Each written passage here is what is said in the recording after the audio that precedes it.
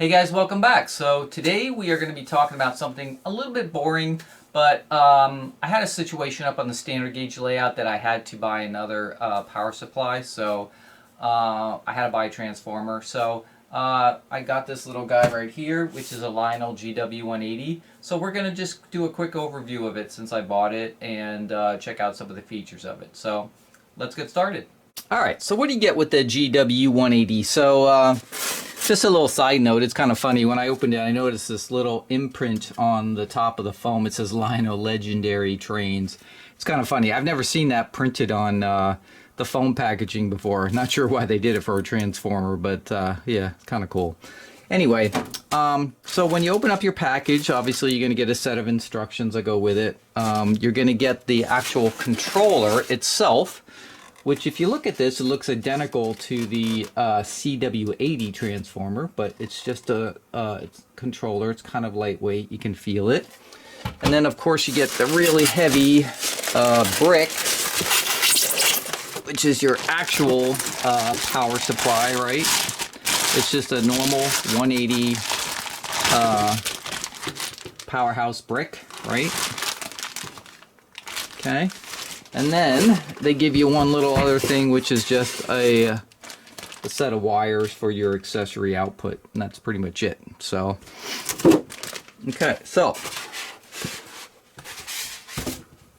I'm going to show you something right here, which is a CW-80 transformer. Okay, and if you look at the two, they almost look identical. They've got a different logo on the front here, but other than that, they look pretty much identical with each other, but of course they're not. Okay, so let's talk about this transformer. So if you have a small to medium sized layout and you don't need the giant transformers that Lionel sells, so for instance, you guys know on my O-gauge layout I have the ZWL transformer. The thing's like 720 watts of power.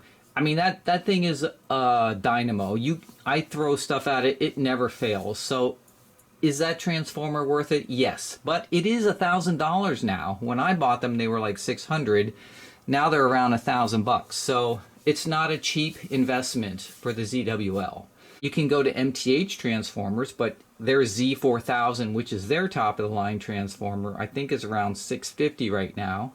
And then they also sell bricks too. Their bricks are not quite as powerful. They go up to like 100 watts, where these are 180s. And they also have a sort of a same combination on the MTH side, where you get a brick and you can get the 100-watt brick and then a controller to go with it. So kind of the same thing. So it just depends what you need.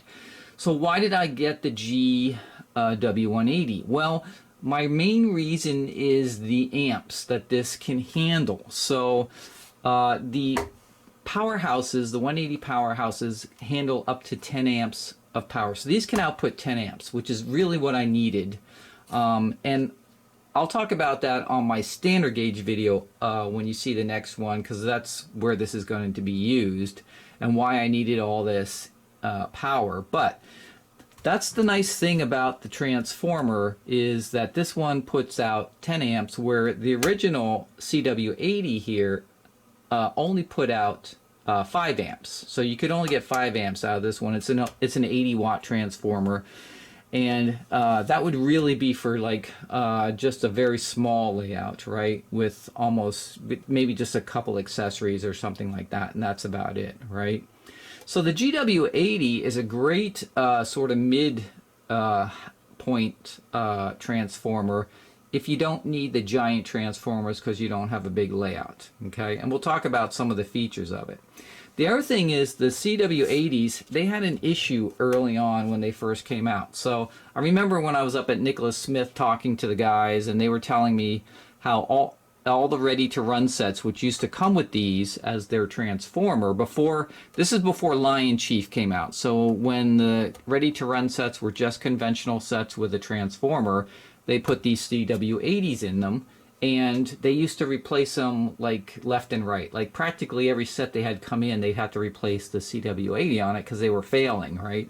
So they had some kind of issue early on, and then I think that was corrected later, so the later units are okay. But the problem is you don't know which unit you're getting, right? And so there's a lot of these on the secondary market, and you'll get them and either they'll fail, or you know, you're running them and then the power drops off all of a sudden. And so I wouldn't recommend going with a CW-80 unless you happen to have one or it came with a set, but otherwise don't purposely go out and necessarily get one of those. They are cheaper obviously than the GW-180, but they're just not as reliable, and you don't know which one you're getting, and they don't have a lot of power. You know, it's only 5 amps.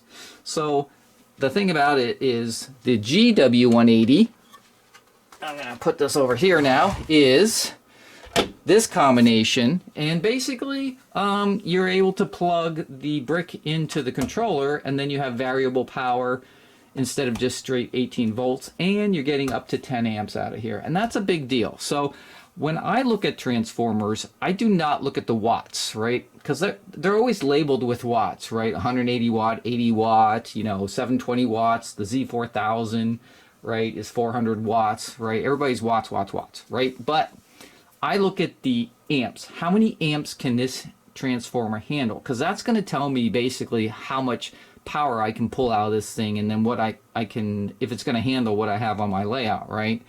Now, engines typically, when you're running them, don't use a lot of amps, believe it or not. Even conventional engines that use an old AC motors, they don't use a lot of amps. It's really all the other stuff on your layout that's using the amps, accessories, lighting, and things like that. Especially incandescent lighting is the worst, right? That incandescent lights suck amps like crazy. But if you're running just a couple of trains on your layout, 10 amps is more than enough, right? And maybe a couple accessories coming out of it or something like that. Or even if you have your accessories on a separate post-war transformer or something like that. This is fine, right? So this is a nice little transformer to not break the budget on a giant transformer. Although, we'll talk about price, because these aren't exactly the cheapest in the world either at the same time. All right, so let's talk about how these work if you're not familiar with them. So the actual powerhouse brick itself, right, just has an on and off switch at the top, and then a circuit breaker reset button, and that's pretty much it. It's got 2 leads coming out of it. One is the power cord that obviously goes into your AC outlet, and the other is the connector that plugs into the controller. So this simply plugs into the back of the controller. It's a Molex plug one way. You can't make a mistake on that. So it just goes right in there like that, and you're all set. And then you notice on the back here there are 2 outputs. One labeled track and one labeled accessory, okay? So obviously the track is the one that goes with the variable output with the handle right here. So, right? Pretty straightforward. And then you have an accessory output. Now, on a lot of transformers, the accessory output is fixed to a certain voltage. So for instance, on my MTH Z4000 upstairs, there's 2 accessory outputs on it. One at 9 volts, one at 14 volts. And they're fixed, and that's pretty much it. So MTH decided this is the voltage you need for accessories, but that may not be the voltage you need. And so what's nice about this transformer, and this is a carryover from the CW-80 too, is that this fixed voltage on the back here is adjustable. So yes, it's always going to be a fixed voltage coming out, but you have the option with a simple combination of button presses here to set the voltage to whatever you want it to be as your fixed voltage. So if you need 12 volts as your fixed voltage, you can set it to 12 volts coming out of there, and then it'll always be 12 volts as your fixed voltage. So that's a really nice feature that they put in the CW-80s and then carried over to the GW-180s right here. Yeah, that's pretty much it. Now it has the standard direction whistle and bell controls on it, so depending what kind of trains that you're running on your layout, you can trigger those things like the E unit by hitting the direction button, or hitting the whistle or the bell button. So it has all those types of things. All right, so they do make a couple of notes about these buttons right here, especially the whistle. That the 180 here, the GW-180, may cause random whistles in the mighty sounds of steam tenders with the 3-pin connectors. So I think those are older MPC era locomotives that had that mighty sound of steam. They were the early ones before rail sounds. And it just says random whistles. It doesn't say why it does it, but the transformer can, I guess, just cause random whistles, which actually maybe not, that's not, who cares, right? That may be not a bad thing. Your train's going around the layout and it just randomly whistles. That's kind of cool. But for some reason it does that, and they don't really have a solution for it in the instructions. They just say to purchase a rail sounds equipped tender, which is not really a good answer in my opinion, right? That's kind of like a lame answer because you bought an engine and tender that go together, and they're telling you to go buy some other tender now to solve this problem, right? So I'm not sure what's going on in here with the electronics, but something's causing these early mighty sound of steam ones to blow the whistle randomly. So, you know, for whatever reason. The other note they have on here is not to use the horn, whistle, bell button on rail sounds equipped locomotives until the track power has been on for a few seconds, or you could get a continuous horn, whistle, bell sound to occur, and then to fix it you just turn it off and back on. So I'm not sure what the issue with that is, but they do make 2 notes in the instructions about that.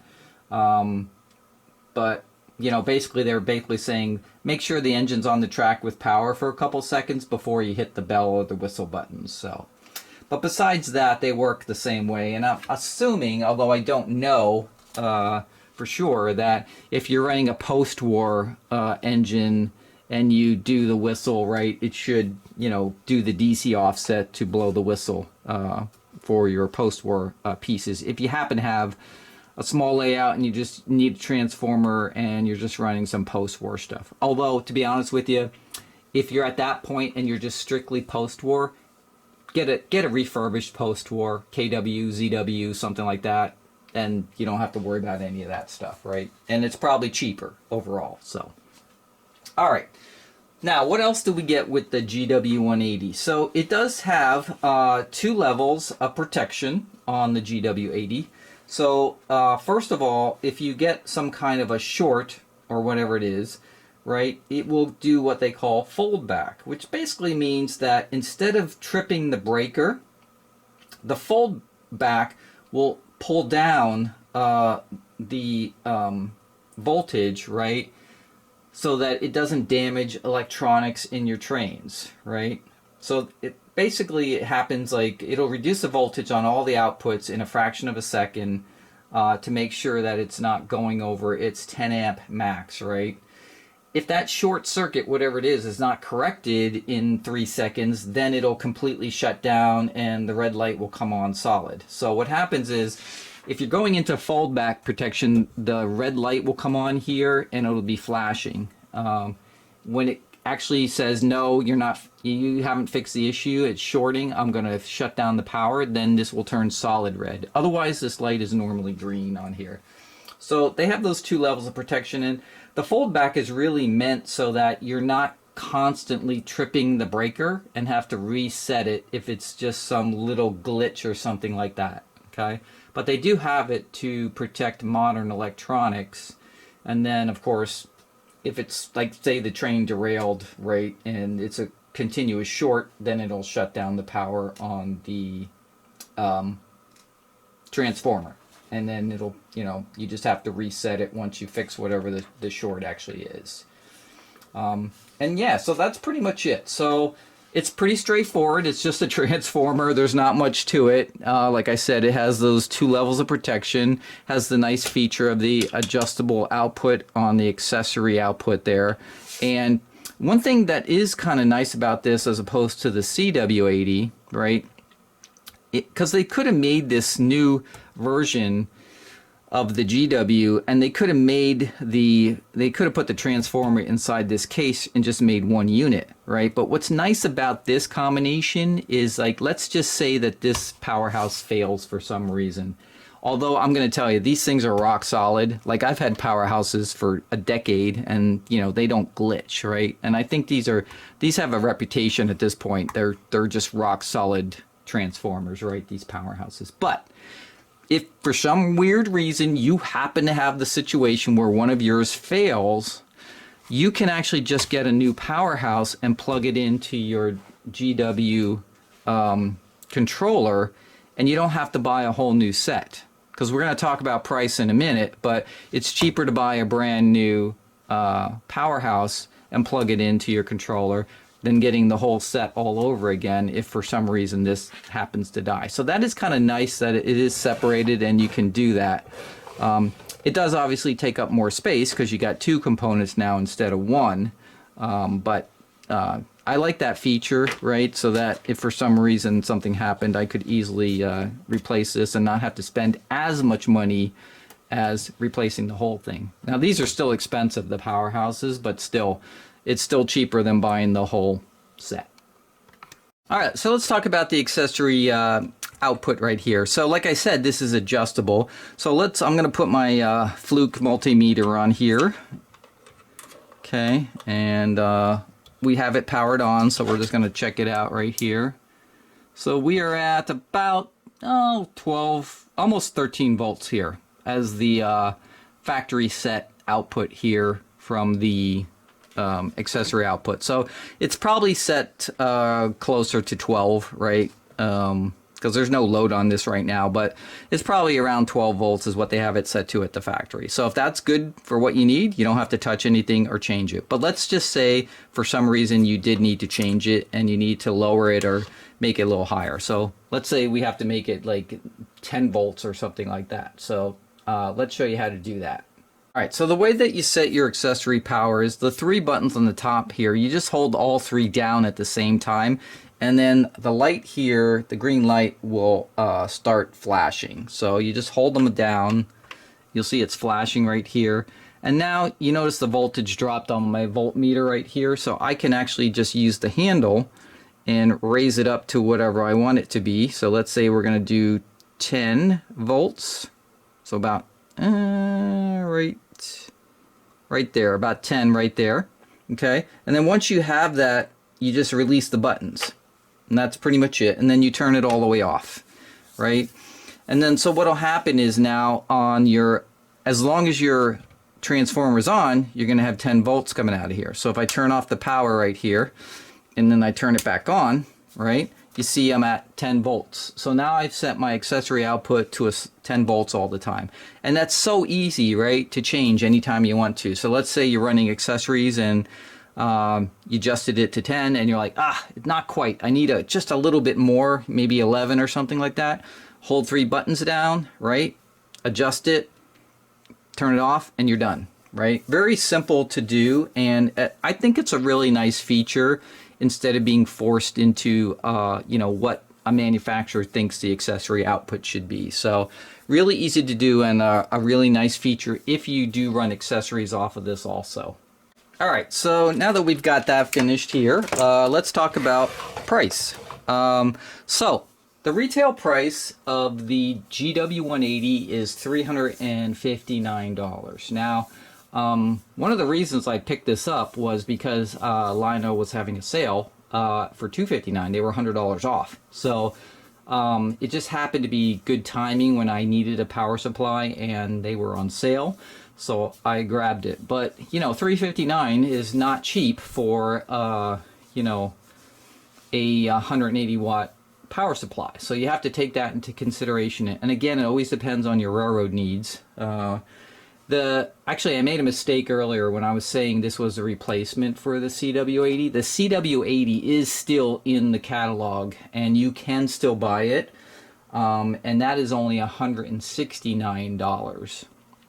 So it's cheaper, but of course you only get half the amps. It's 5 amps, and it's only 80 watts, right?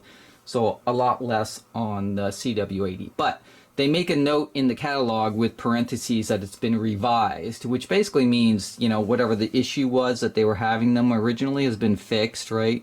So if you get a new CW-80 from Lionel, you shouldn't have any problems with it, right?